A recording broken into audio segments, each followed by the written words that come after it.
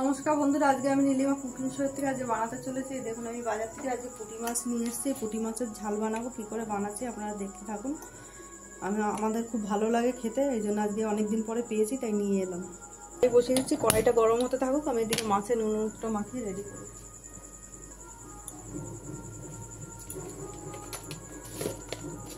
দিয়ে দিলাম হলুদ গুঁড়ো, দিয়ে দিচ্ছি পরিমাণ মতো নুন।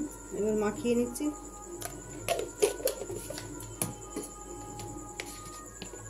কড়াইতে দিয়ে দিচ্ছি তেল, কড়াইটা গরম হোক।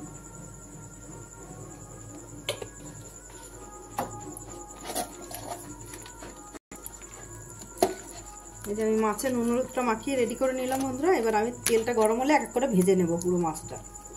তেল গরম, আমি একটা একটা করে ভেজে নিচ্ছি। মাছ ভাজা হয়ে গেছে আমার, পুরো মাছ ভেজে আমি রেডি করে নিয়েছি। এবার আমি দিয়ে দিচ্ছি তেলে কালো জিরা ফোড়ন।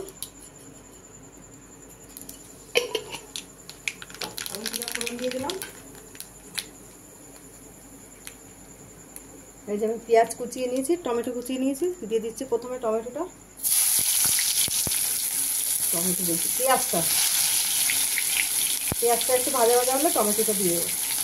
ধনে জিরেটা এক জায়গায় করে, লঙ্কা করে একবারে জল দিয়ে আমি গুলে রেডি করবো। আমি দিয়ে দিচ্ছি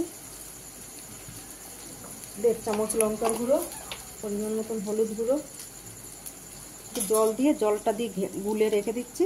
তারপর আমি দিয়ে দেবো, টমেটোটা দিয়ে দিলাম। টমেটোটা একটু গলা গলা হবে, তারপর আমি মশলাটা দিয়ে দেবো। পরিমাণ মতন আমি নুনটা দিয়ে দিচ্ছি। নুনটা দিয়ে দিলে তাড়াতাড়ি গলে যাবে। দিয়ে দিলাম এবার এই মশলাটা, জল দিয়ে গুলে রেখেছিলাম। এবার দিয়ে দিচ্ছি, একটু দিয়ে দিচ্ছি এই যে মশলাটাকে দিয়ে জলটা, তাহলে কষাটা ভালো হবে। আর এই যে আমি একটুখানি পরিমাণ মতো একটু চিনি দিয়ে দেবো। হয়ে গেছে আমার কষা। আমি কষা হয়ে গেছে, জলটা দিয়ে দিলাম। এবার ঝোলটা ফুটবে, আমি মাছটা দিয়ে দেবো। যেমন ঝোল ফুটছে, আমি এক এক করে মাছগুলো দিয়ে দিচ্ছি। দিয়ে দিলাম সব মাছগুলো। ঝোলটা ফুটছে, এবার আস্তে আস্তে ফুটুক।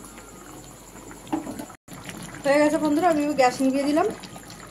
মাছের সাইজটা কত বড় বড়, কত ভালো লাগছে দেখতে, খেতেও দুর্দান্ত টেস্ট হয়।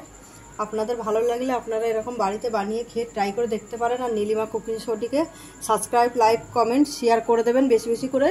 ইউটিউবে আর ফেসবুকের বন্ধুরা আপনারাও লাইক, কমেন্ট, শেয়ার করে দেবেন। আর আমার নীলিমা কুকিং শো বলে পেজ খোলা আছে, সেখানে আপনারা ফলো করবেন। ফলো করে একটুখানি কমেন্ট করে দেবেন আর লাইক করে দেবেন।